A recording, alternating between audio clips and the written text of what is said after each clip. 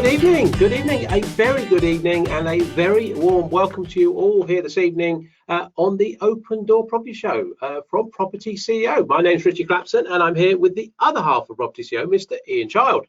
Good evening, everyone. Hope you're well. Good stuff. Look, it's great to have you here. Over the next 45 minutes, we're going to be taking a bit of a deep dive into the world of small-scale property development. Isn't that right, Ian? Certainly is. We're going to be covering some of the latest news items and also talking in Open Door to some of the movers and the shakers out there who give us a bit of an inside track on what's happening in the world of property development. Also going to be shining the spotlight on any areas that we think could be a good opportunity for new developers to get into or take a look at. That's right. But above all, you've got to remember this, we're going to have a bit of fun doing it because life is definitely far, far too short not to. So we do need you to join in, though. You know, that's got to be part of it. So please put your questions or comments. You make them polite. Don't put too rude a comment, but any comments, anything in the chat box, and we'll try and get all the questions answered as we go through the show. Can't always do that because I know you guys pile a lot in. But of course, if you don't pile any in, I mean, if we don't ask, it could be one week we get here and there's no questions at all. And me and Ian just sit and look at the screen and wonder what's going on. So please put the questions in the chat box as we go through, or indeed any comments. Ian, what are we up to this evening? Well, tonight, one of us is going to be talking about the impact that lockdown has had on the world of property development. And that despite a lot of kind of recent disappointment regarding the fact that the lockdown has been extended, for the more proactive and enterprising property developer, this could actually be seen as a bit of an advantage. So we're going to be looking at that. It sounds quite intriguing. And as ever, as Richie says, we'll be doing our best to answer your questions. So please do put them in the chat and we'll try and get through them all during the show. That's good. So come on, you lot. I can see that Paul's on. I can see that Jack's on. I can see that Craig's on. I can see Sue's on. I can see Amelia. I can see Giovanni's on this evening. Good evening, Giovanni. James is on. Lucas, Debbie is on.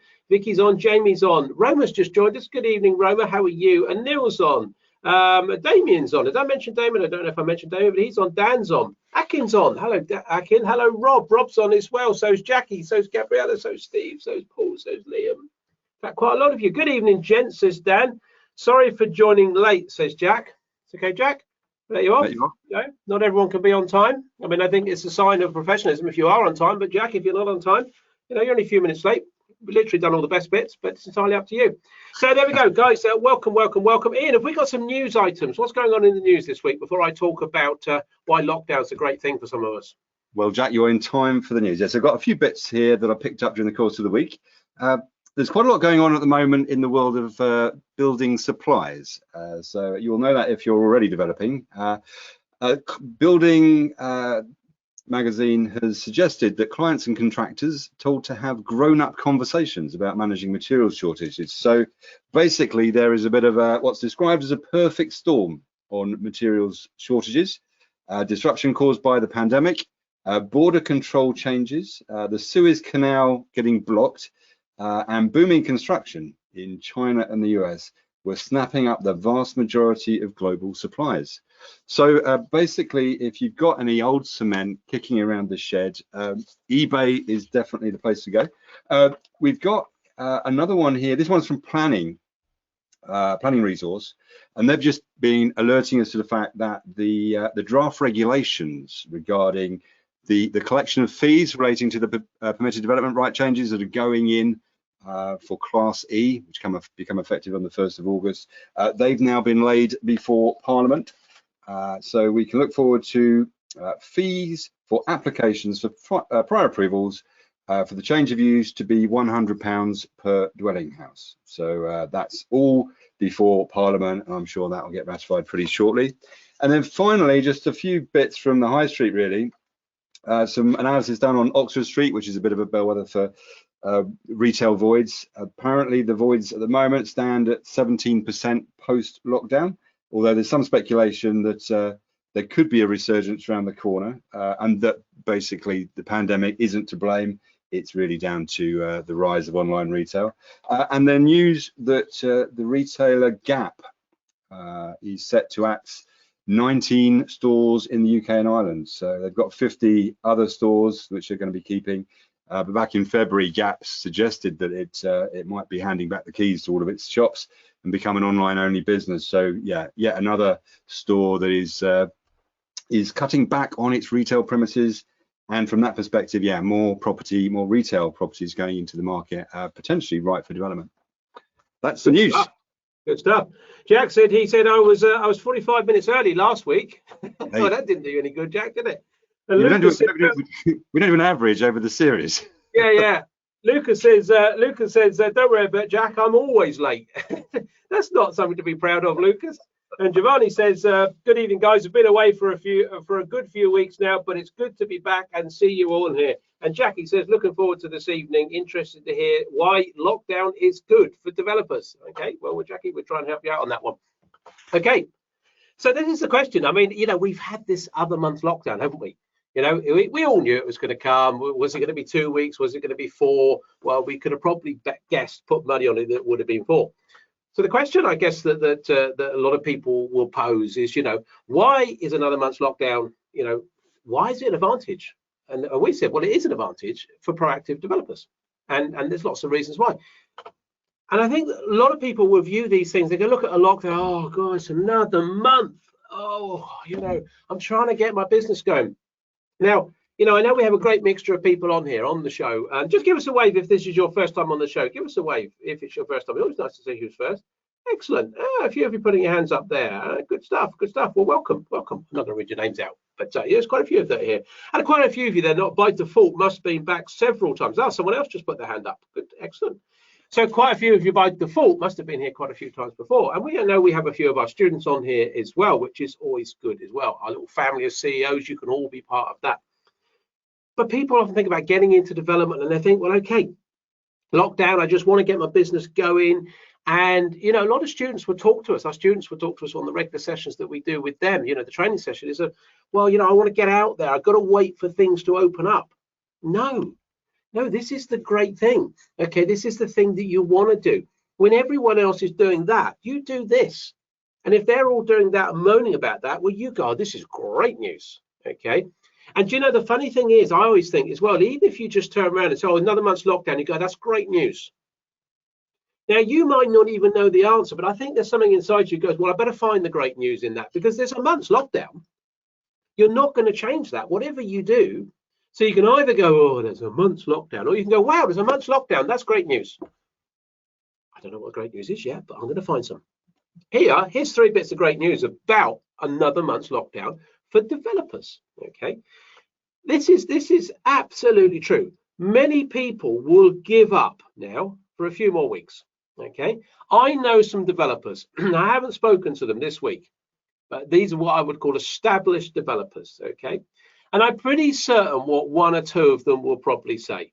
And if I ran them up or I went for a coffee or a beer with them, they'd probably go, no, decided to scrub June, scrub July. We're always off in August anyway. What we're going to do, we're going to get going again in September. Can't be bothered. And I know a few of them who go, well, I tell you what, we're not supposed to, but we're going to shoot off to the villa in Spain or the gîte in France or whatever they got. And I know quite a few people who, good for development can be quite rewarding financially. So a lot of the established developers I know generally have a second home somewhere else. Mine is at the bottom of the garden in the shed. That's where the wife puts me. But that aside, it's no point me sharing all those problems with the marriage tonight, because she could be listening. Well, we're going to sign off at 1:45. So. Oh, yeah, that's true. Yeah, but the point is, those people will just go, oh, we'll go away. We'll go away for a few extra months. I know quite a lot of developers who are always away in July and August, whatever. Okay, just put the feet up. So a lot of them will put their feet up and not worry about it. And like a lot of businesses go, right, I'll tell you what, then let's get cracking again in September. The world's opened up, we'll go for it then. Because they don't need to. They've got plenty of money coming in. They've got liquid cash. They've got maybe enough deals going on. They always want more, but they've got enough. Therefore, if you can get out there, okay, then perhaps you might think just be some good deals to be had. So my first suggestion is when others give up, you don't. And that's why often a lot of people say buy in August, buy in December, particularly if you're a new developer, because a lot of the established ones traditionally forget COVID. Normally they're away in the summer and they go skiing in the winter. That's what they do. That's what they do. So get out there. There might just be some good deals. My second little comment really is look, it's going to be more difficult to meet people at the moment. For another month, it's another month's lockdown. You know, we've had to delay a few weeks some of our scheduled events with our students in the room, but we're sorting them out, so that's fine. We're going to get there, but it's going to be more difficult. Well, just think about the agents. You know, where you want to get deals from. Is it going to be more difficult for the agents? And I imagine quite a few of those agents are saying, "Oh no, another month." They were probably looking forward to getting out to some networking events, meeting people out there, meeting potential new clients, meeting their fellow professionals. But that's not going to happen, is it? They're not going to be out there. They are still restricted, you know, unless it's a wedding, and I don't suppose they're going to meet many people at a wedding. They're restricted to smaller meetings. That's what they're going to be doing. They're going to be doing more one-to-ones. You know, maybe they might just have time for a chat. Maybe.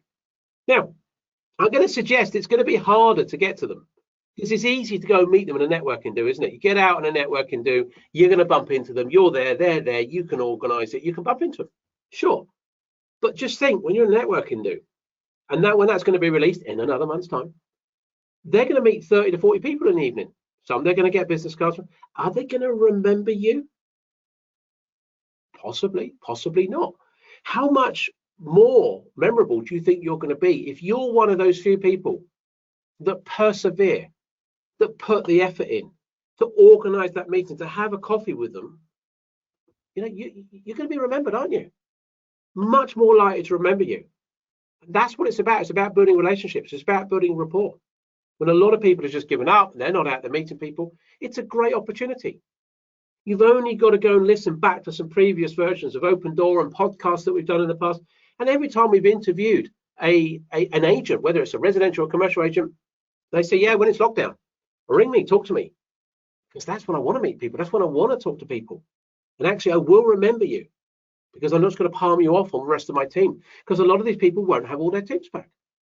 They might have, but actually they're not out networking. That's the big thing. So second thing, it might be more difficult for them to meet people, which make you've got to work that extra harder, but you will be remembered. And I think that's a great thing. And of course, that wouldn't have happened if lockdown wasn't another month. So capitalize on it. Lockdown, great. Let's get out there. And the third and final one I'm going to give you this evening. Okay, and you've got to look at this. You've got to look at this. You've got to look at this professionally and with the right values, I would say, because the further lockdown period is going to put more financial squeeze on vendors and businesses. Okay, it definitely is going to, isn't it? There's businesses that were just about to open up. We see them on the news this week. Trying to avoid watching the news, to be fair, but we see them on the news. They go, oh, you know, it was all ready to open. There was a club or something, and they said we've got all the stock. We're not sure what we're doing with all the stock and the staff and furlough, and the government's not extending. Now, what's going to happen? Inevitably, another month is probably going to put some other businesses over the edge. Okay, it's probably going to put a financial squeeze on many other businesses that now are feeling the pressure, or those vendors that own those properties that they thought they might be able to sell because there'll be lots of activity in the market, and maybe the market's a bit quiet because people can't get out there. Now, we don't suggest, because actually, you know, whatever you give out comes back to you. Don't capitalize on others' misfortune. So don't go out there, you know, like a vulture. Have a bit of that, have a bit of that. Yeah, but you are, what are you? What are you? You're an entrepreneur. You know, you're here, you're the property CEO member, part of our little family, but you are a solutions provider. And if the solution for those owners and vendors that are being squeezed financially, pushed to the edge, maybe over the edge, if their solution is to get out of their business and get some cash together, you know, to sell their building quicker, maybe cheaper, okay, then that can be only a good thing for them, isn't it? If you're going to rock up and say, look, I could buy this. I'm interested to buy this, but I'll be honest with you, I can buy it for this price, but I can buy it now and I can start doing you a deal. I'm out in the active market. I'm doing stuff when everyone else has gone off for a few extra weeks away. I can provide you with a solution. I can buy that. You can get out. Now, okay, you can't, you know, their business is what it is. You can't go in there and start trying to prop their business up and sort that out. Of course you can't. But what you can do is provide a solution to their problem. More motivated sellers, cheaper stock. So if you think about it, there's three things. Oh, another month's lockdown. Great. Let's bring it on. Okay. More people will give up. Don't be one of those. Be one of those that gets out there and does things. More agents won't be networking. Get out there, work hard, get in with the agent, get to meet them. Be remembered. But finally, there's going to be somewhere a deal that somewhere you are going to provide a solution to someone that is just pushed or squeezed that little bit more. You're going to get a cracking deal. What's not to like out of those three things? There we go. 3 little tips. What do you think? Fantastic. Like that? Very impressive. Shall we do some questions? Let's do some questions. Do you want to kick off? So guys, I see quite a few questions coming in. Please, any more, throw them in the chat box and we will pick them up as we go through. I see Pardeep's joined us. I see Jacqueline's joined us. A little bit late, but there you go. We can't have everything. We just told Jack off for being late, but it's okay, you two. We'll forgive you. Ian, what do we got? Right, let me kick off with this one from, who's it from? It's from Patsy. Patsy, welcome. What's the best way to get a meeting with a commercial agent?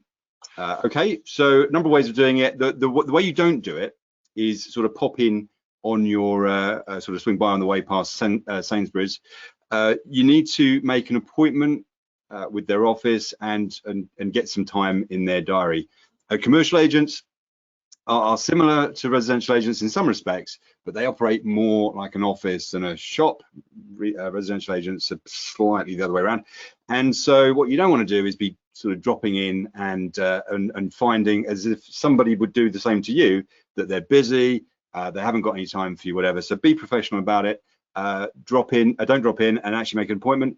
What I say is do some research beforehand as well. Try and find the best person in the agency to speak to.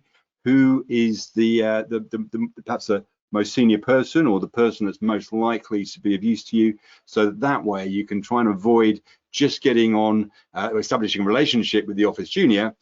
Instead, try and get a meeting with the main person, whoever that is. And if you can, it's often a good idea to get an assistant to try and make those appointments for you. Comes across pretty professional, and they can quite often do a little bit of ferreting around trying to find out who's the best person for you to meet, and then yeah, go out and meet agents that way. There you go. Hope that helps. Good stuff. Patsy, there you are. Okay, Josh's question, and I'm pretty certain, Josh, you were one of the people that put your hand up and said that you were new. So welcome, Josh. Let's do your question. You were quite early on in the list, so we should pick that one up.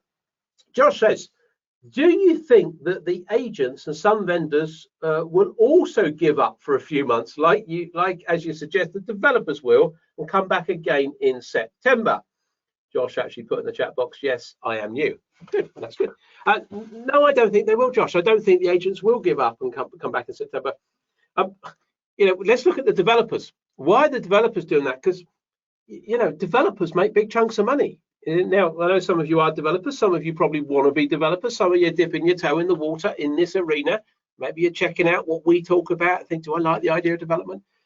So developers, you're going to earn chunks of money. Now, whether that's 100,000 a year, $250,000, $500,000, whatever it is you want. Okay, is it easy? No, it's not. Okay, but is it possible? Yes, it is. Got certain skill sets, you can go and do it. So, Josh, I don't know where you are, in your journey or life or whatever, or property. But if you're out there and you could earn £250,000 a year, okay, doing a project, doing one project, a lot of students are doing that. So on that basis, would you better put your feet up for a few months? I don't know, Josh. I don't know what your expenses are in your life, but let's just understand that the average salary in the UK is about, I don't know what it is, 27, 28, something like that. Most people could probably live on £250,000 with a bit to spare. So assuming you can, Josh, you could probably go, well, do you know what? I'll put my feet up for a couple of months. And imagine you're now a developer that's built up a reputation. You're on a bit of a journey and you've got 2 or 3 projects running. Boy, of course you can take a bit of time off. The agents, well, the agents have got a business. And I'm not saying commercial agents don't do well. I'm sure they do. And we may have some on this evening, okay? And I'm sure some commercial agents can make some good money. But are they making the sort of money developers make? The reality is no, probably not. Maybe a small handful in this country, but not many. And of course, they're having to work at it. Developers make chunks of cash. They don't have big teams. If you leverage it properly, that you've got to go work at. You haven't got to go to an office and function. So the agents will be there. They're waiting for you to turn up and buy stuff off of them. They can't afford just to put their feet up. And maybe the senior partner is, but definitely the agents that are doing the deals are going to be there, and I suspect most of the senior partners will be, because some of them have had some tough times. So actually, no, I don't think they will be. The developers will be, but the agents won't be, for all the reasons I've just suggested. There we go, Josh. Welcome to the show. Hopefully that's answered your question. Ian, over to you. You do one, I'll do one, and we'll punch our way through the show like that. Fantastic. I've got one here from, well, I'm not sure who it's from, actually. I thought it was from Martin, but apparently it's from Nicola. So, Nicola, welcome. Nicola asks, what are the main errors people make when trying to build relationships with agents? I think there's a couple of things that tend to go wrong.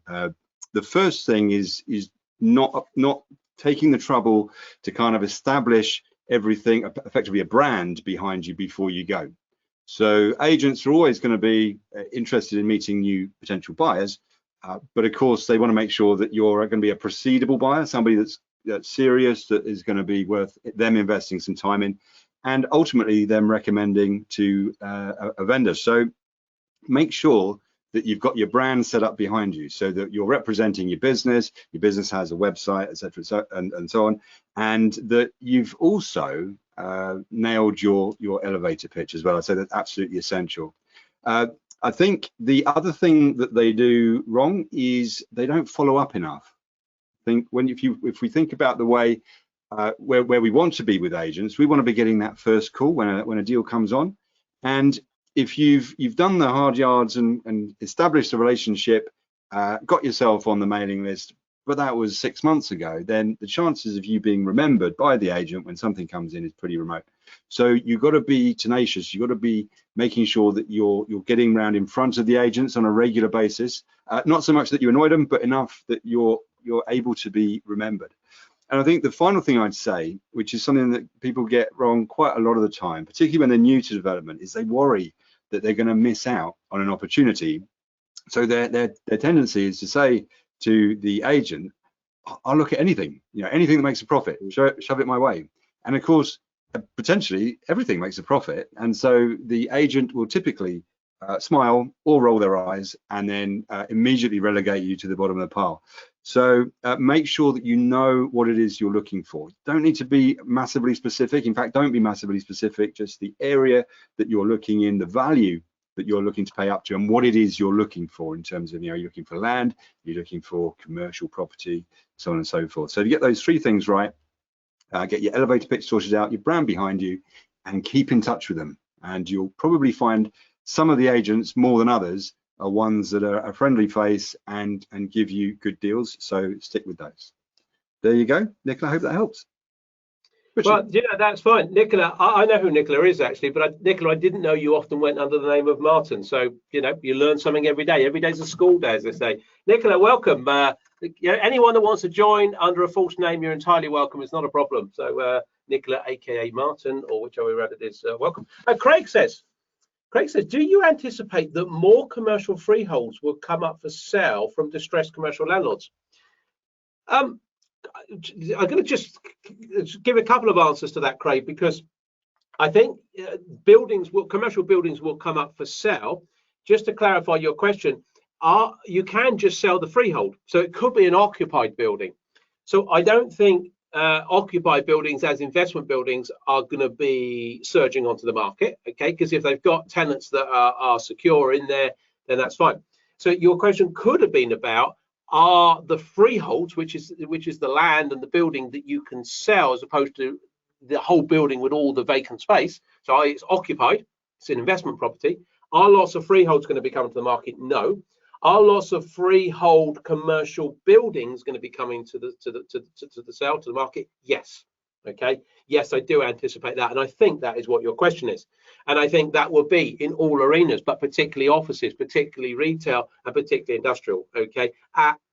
Now there's an interesting discussion there, because someone said to me the other day, oh, I heard some agents saying that light industrial, which I'm going to tell you is going to be coming to the market, and I think in fair numbers, they're saying, oh, no, that's really popular. An agent told us that's really, really popular. And I think, well, it depends what you define as light industrial and what end, because I think that is correct, and I'm also correct in my opinion. And why do I say that? Well, because I think the light industrial stuff that is generally people are after, some smaller units to do things, a lot of businesses that are around, online businesses like Amazon, need little storage spaces, that sort of thing. I think a lot of those, which often exist in the edges of industrial estates, work quite well, but they need delivery access, they need van access. I think where there is a lot of light industrial buildings, Craig, and indeed for anyone else out there that will come to the market, are those buildings that exist in little back gardens. You often won't see these. You need to often know how to find these. Okay, there is a way you find these things, but you probably know the sort of things I'm talking about. Built in the middle of residential areas, tucked in areas round the back of gardens, often a bit ramshackle to some extent. They're not really fit for purpose for reuse for a lot of people to put these type of distribution type businesses in, where I think there is a bit of hunger. So yeah, I think don't dismiss light industrial. Interesting, there's a market there, but a lot of people don't know what to do with. So yeah, there's those disruptive markets, Craig, as well, are really interesting. The retail market, the commercial market. You might have seen a lot of stuff in the press that we've had a lot of articles asked to comment on a lot about the changing face of the high street, the office market, the disruption in those markets. A lot of opportunities coming. Great. Yeah, keep an eye on it. There we go. Hope that's answered that. Ian, over to you. Thank you. So I've got one here from Frank. Evening, Frank. Frank asks, you mentioned networking events. Are you talking about property networking events? Because I never really come across many commercial agents at them, which is fair comment, actually, Frank. So there are many different types of networking events out there. I think property networking events often run by, well, the focus quite often isn't development. It may be on the landlording and investment side, buy-to-lets, HMOs, service accommodation, and the like. A lot of those networking events are often run by training companies, and so as a result, not a great place to meet commercial agents. What I'd say is do a bit of research. Normally, and sometimes the answer to this can be quite localized.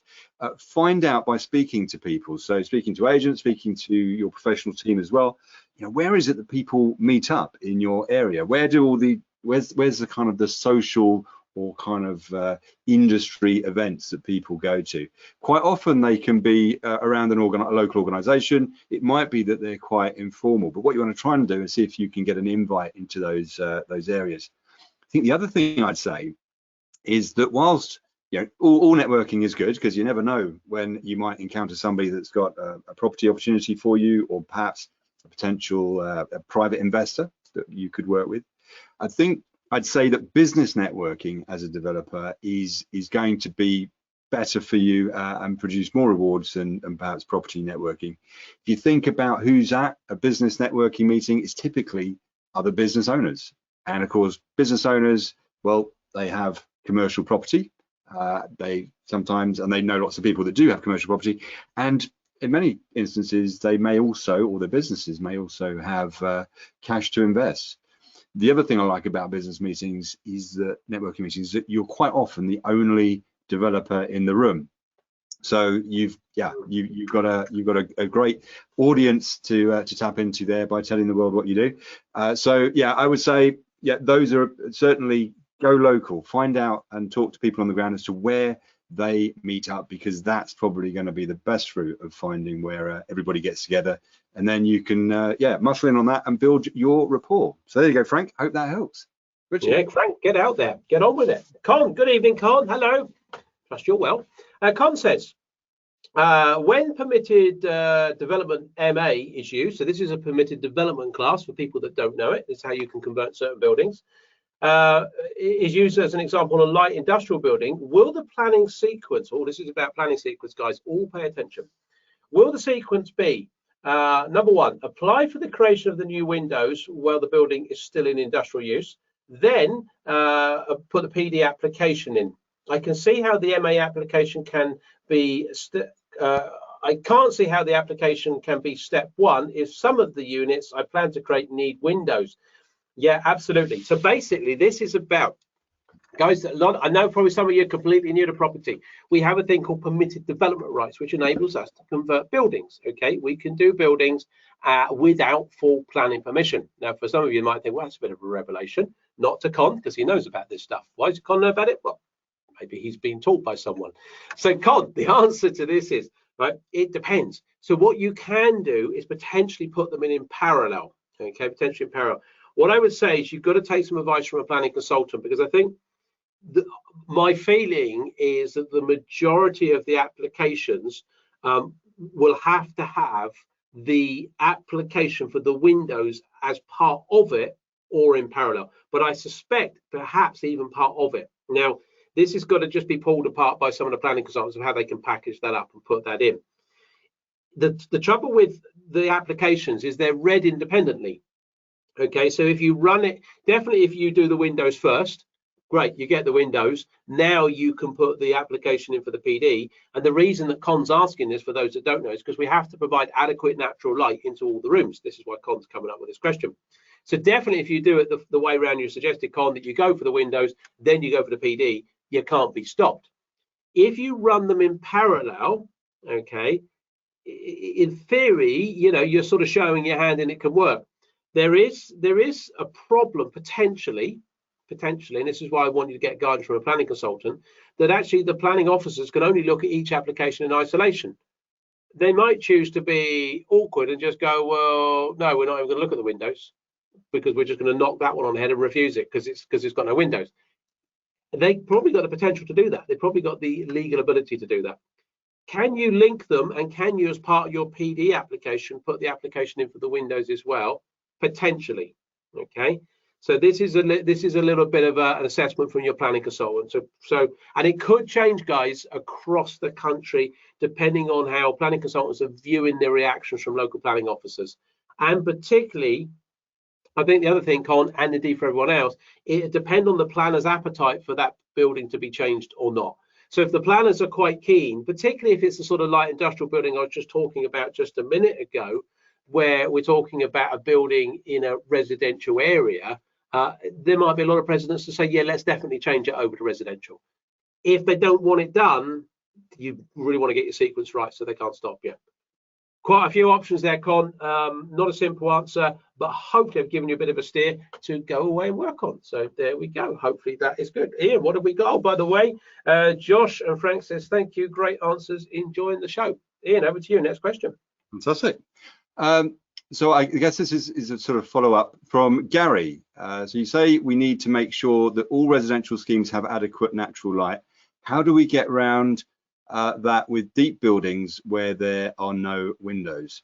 Okay, so there's a few tricks of the trade that come to play when you're dealing with that scenario, and particularly when you're doing conversions, because a lot of the commercial buildings, particularly if they're of a sort of light industrial bent, they cover the whole site, and quite often there's not much room to play with around the borders. They're sort of and they're big buildings, and light hasn't been a sort of a priority.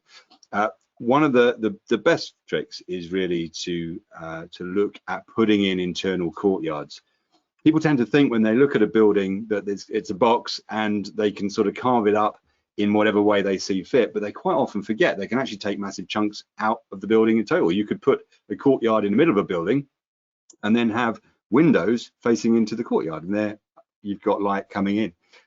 There are other sort of variations on that theme, whether you're taking out the middle of the building, one side of the building, just the individual corners, and building kind of little areas where, again, you're able to put windows in. All of those options could come into play. There's also a number of options when it comes to the sort of lighting that you put in there. So obviously you can look at roof lights, sort of the Velux type windows. Having glazed roofs, you can put light tubes in. There's a range of solutions to getting light into buildings. Also, the way in which you orientate the rooms in each flat that you're building. So some rooms will have a requirement to have a lot of light coming in, living rooms, etc. But then bathrooms and so on will require less light. You might have some options for high level windows and opaque windows and so on and so forth. So I think there's a whole range of options there in terms of the light, the way you can get light in.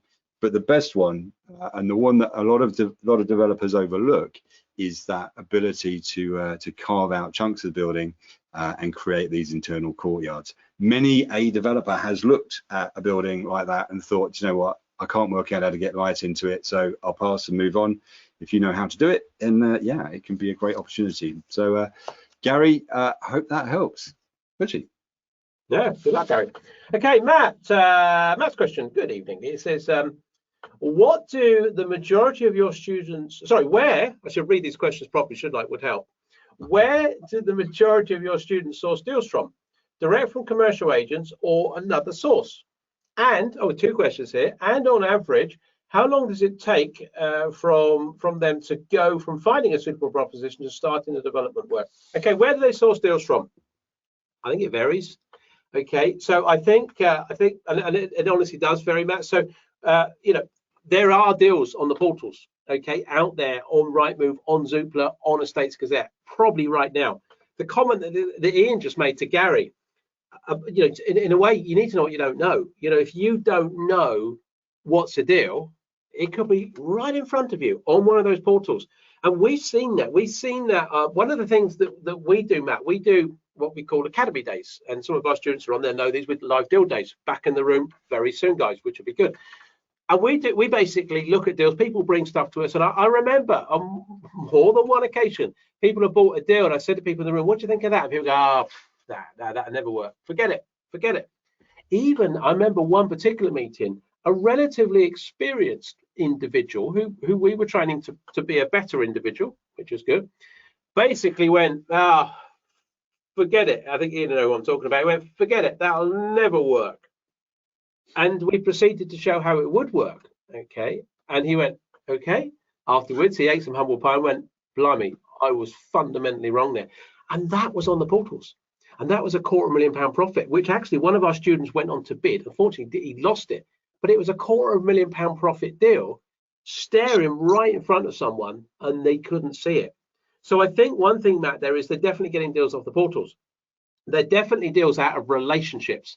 And that is a great place to be. I talked about that just now. Build relationships, build rapport, get in the black book. We teach people how to do some of that stuff, okay? And then, yeah, are people finding stuff off market? Yes, they are, okay? So you can definitely find stuff off market. And the truth is, Matt, you've got to run all these things in parallel, okay? You've got to run stuff in parallel. The quickest route is probably the portals and building those relationships with the agents. The off market is a scheme you run in parallel, can be very lucrative, but you know, something you're going to run alongside. And in terms of how, on average, how long does it take to go from finding a suitable proposition to starting the development work? If you're talking about starting on site, could be 6 months, okay? And I say 6 months on the basis at the moment, most lawyers are taking 2 to 3 months to actually, you know, process the paperwork and get you exchanged. And then it might take, once you know you've secured it, and I don't necessarily mean completion because you could delay that, it might take you then 2 or 3 months to actually, assuming you don't start till you've got commitment, you've got the building, Matt, is that you're going to then get the design team, get it together, get it designed, get it tendered. Maybe as part of that process in parallel, you're going to get your planning permission through hopefully permitted development rights, Matt, which is the way you want to go, and then tender and get onto site. So it could take you 6 months. Will you do it in less than 3 or 4? Probably not at the moment. So hopefully that gives you a bit of a steer. Matt, I'll tell you what, later on, if you want to know a bit more about some of that stuff, and for everyone as well, I'll give you a quick link at the end. And if you want to come and join us for a few hours in more detail to talk about some of this stuff, particularly about sourcing deals, I'll give you a link for doing that. Ian, over to you. Fantastic. Thank you very much. So got one here from Teresa. Hi, Teresa. She says, hi, Ian. Hi, Teresa. Following on from... Oh, hang on a minute. Well, so Teresa didn't she? So Teresa, how come she just says hi Ian? How come she doesn't say hi Richie as well? No, it's just says hi Ian. I don't know. What can I say? Hi Ian. Let me just start again. So hi Ian, she says. Following on from the meeting agents question. That's why then. Do we need to show proof of funds when we meet the agents? What I say is generally not.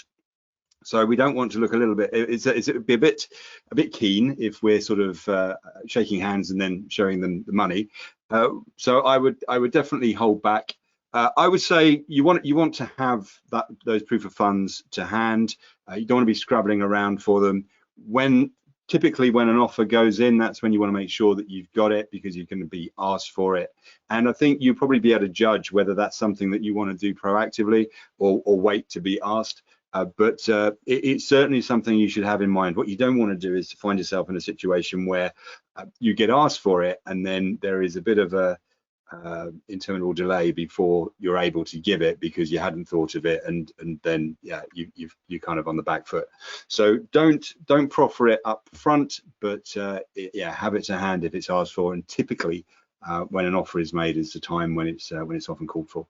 Hope that helps, Teresa. And thank you very much for addressing a question to me personally. Forget it. I said to Matt, I'll tell you what, I'll give you a link, come and join us for a few hours and I'll tell you how to do this stuff. Matt said, great, thanks for the answers. I'm already booked in on your July fast track course. We're running an event actually in July, and Matt apparently is going to come and join us. So that's good. Look forward to seeing you there, Matt. Brilliant. Okay, next question. What have I got here? Craig, Craig, as a lapsed architect, I would suggest that partnering with an eager young architect, okay, may be the way forward to extract the potential in an especially complex plot. The bonus being that architects, especially young ones, tend to be happy to do the work on spec. Like it. Good point, Craig. Yeah, a lot of architects will work on spec. It's about building a team around you guys. You build a good team around you, then that can work well. One thing I would say, though, just to add to that, it's also about knowing how to block plan yourself as a developer. You need to know how to sweat the asset. And with all due respect to architects, you need that skill. A lot of people have said to us sometimes when we train them, oh, I don't need to learn that, an architect can do that. Well, they can, but you're the entrepreneur, you're the developer. You need to know how to block plan to push the architect in the direction that you want them to go in. But Craig, thanks for your comment. That is very, very useful. Okay, let me pick up another one because that was sort of a statement. Can I pick one more up, Ian? Can I pick a quick one up? Quick question? You did. Go for it. Let's have a look. I've heard, this is Dan. Dan says, I have heard people say that to get into property, you have to start with buy-to-lets, then to HMOs, maybe serviced apartments to get experience before moving into development. Okay. What's not to like? The problem is I have no interest in these other strategies, so I was wondering, is that what I have to do? Dan, that is not what you have to do. Dan, that is a load of BS. Good news. Good news, Dan. It's good news for you. Whoever told you that is wrong, or if one was cynical, they may have a reason that they want you to do all that other type of work first. I didn't say training, but maybe that's the case. I don't know. The problem is, Dan. Okay, so that you will hear this myth, and this is for everyone as well as Dan. That a lot of people say, well, you should do sourcing. That's what sometimes people tell you to do first, then buy-to-lets and HMOs and service department. If you're really good, you can move up to the advanced strategy of development. It's BS. It's not an advanced strategy. Okay, development is a business, and there are lots of people, and we've seen them come on this journey, and I've been running HMOs for about 3 years. I blooming hate them. Well, what'd you do it for? I was told I had to. Let me tell you right now, guys, most of the skills that you learn in buy-to-lets and HMOs and service departments are not really transferable. Okay, they're not really applicable. So to give you an example, I had a student come to us once who wanted to go down the road of development and said, I've done my buy-to-lets, I'm really good with that, I've got my full team ready, I've got electricians, I've got plasterers, I've got kitchen fitters. So you don't need any of that. Huh? You don't need any of that. You know, what you need is a project manager, a quantity surveyor, an architect. Have you got any of them? Oh, I haven't got any of them. I've got a bricklayer. You don't need them. I've learned how to control the plaster and get him to turn up with the electrician. No, we don't need that. And I've got a really good deal. I can source my boilers direct. No, you don't need any of that. It's just got to, that's fine for buy-to-lets. But the thing is, Dan, okay, if you want to be a developer, be a developer. Okay. It's in the same industry, so there are some languages that you could learn, but actually development is about running a business. And to be fair, buy-to-let should be as well. It's about being a developer, running a development business, knowing how to do that. And it's all about leverage. So if guys, Dan, anyone want to be a developer, be a developer. And we've got time to squeeze one more in. Have you got another quick one? I know it's 1:45, but let's see if we can do a one or two very quick ones. One there. Teresa says, thanks, Ian, and then in brackets, and Richie. I've got one here. From who's this from? This is from Himat. Good evening, Himat. Ian, Himat says, I'm thinking of getting into property development and getting trained by propertyCEO. Oh, good for you, Himat. I have been listening to lots of the open door shows. They are really, really good. Did you write this one? My background is marketing, and I own my own business. I have some money to invest, free time, and I think I can build a team. Will I be able to raise the commercial funding that I need? Okay.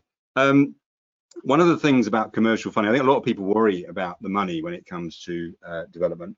And it's kind of slightly different to when you're applying for a mortgage for a residential house, because when you do that, basically they're pretty much only interested in you. Yes, they're interested in the value of the house, but predominantly it's about your ability to repay it. When we go to commercial lenders, there's kind of three elements to what they look at. The first and the most important one is the actual deal itself. So does the deal stack up? And the good news is commercial lenders have a whole team of people whose job it is to basically kick deals very hard to make sure that they stack up. So if you get the offer of finance from a commercial lender, you can breathe a sigh of relief and also take some comfort in the fact that they've tried to break the deal and found that they couldn't, which is going to be great news. So the deals are the number one important thing. The other thing that comes into play is the team. So you're going to be working with a team of professionals, in particular people like the architect and the design team, and obviously the contractor as well, maybe the project manager. So they're going to be looking at those. Are those people experienced? Have they worked on that type of project before? And with your contractor, how big are they? Are they capable of doing the size of development that you've got in mind? So all of those questions come into play, and so they look at the team as well, and then they look at you. So there's kind of those three component parts. At the end of the day, having a deal that stacks, you're going to be in a great position. If you've got a good deal and you've got a great professional team, then you are certainly a long way down the path to be able to raise commercial finance. The rest of it then just hinges in things like that, the branding I was talking about earlier, and kind of positioning yourself so that you come across well, so that you understand what it is that you're looking to do. You can explain what your business is, why this deal is going to work, and how you put it together, and understand the numbers involved. But yeah, commercial lenders are always on the lookout for deals, and of course always on the lookout for new developers, because that's the pipeline for their future. So Himat, hope that helps. Good luck with your finding commercial deals. And Himat, you win a prize. Buy yourself a cheap bottle of wine this evening, because yours was the last question, because we've just gone over 2:15. And so, guys, we need to wrap up, because we always like to try and get you away. We've never run to 8 o'clock, and we shouldn't do it even this evening, should we? So please pop in the chat box if you've enjoyed the show this evening. If it was just Ian you enjoyed, Teresa, pop that in there. If you thought I contributed something mildly interesting, then please pop that in there as well. Let us know if you enjoyed it. That would be good. I did say, obviously those that are already coming on it, don't bother, but we do have an event running. I'm not sure when the next one is, but actually pop onto this link and it'll tell you. We've got a 3-hour free event we can run if you want. We've got one coming up, but I can't quite remember the date. Pop on this link, propertyceo.co.uk/roadmap, and come and spend 3 hours with Ian and I if you would like to do that. If you don't want to do that, then don't bother, because it is 3 hours of us. And we'll tell you all about property development, what you can do, what you can't do, in a lot more detail. We will throw a whole load of content at you at 3 hours, okay? Not to be missed. So go onto that link and you can book on the next one if there's spaces. It might be 1 or 2 options that you've got on there. Next week's show, which is the 24th, Thursday the 24th at 7 o'clock, we have Colin Smith coming in from CGS Planning. Wow. Yeah, so Colin will be in. Answer all your questions, tell us a bit about what's going on in the planning world at the moment. So please do come and join us. So thank you very much. Let's see what people are saying this evening. So Giovanni says, great, been away for a while, but love being back. So enjoy you guys. Paul says, thanks, Ian and Richie. Another great show. Great evening, guys. Thanks very much, says Dan. Mark says, cheers, guys. Or gents, interesting answer to Dan's question. One I've asked myself a few times and suspect others have too. Oh, thank you very much, Dan. Well, oh, that was the do I have to do buy to lets, etc., etc., I think was Dan's question. Absolutely, Mark. Well, there you go. You've got an answer from me. Martin says, he says like that. This is brilliant. So that's good, Martin. Well, thank you very much. Cheers, guys. Look forward to meeting you in July, says Matt. Oh, very good. Thoroughly enjoyed it, guys. Enjoyed it this evening. Oh, Adam says goodbye. See you next week. Goodbye, Adam. See you all next week. Have a good evening. Cheers now. Bye-bye.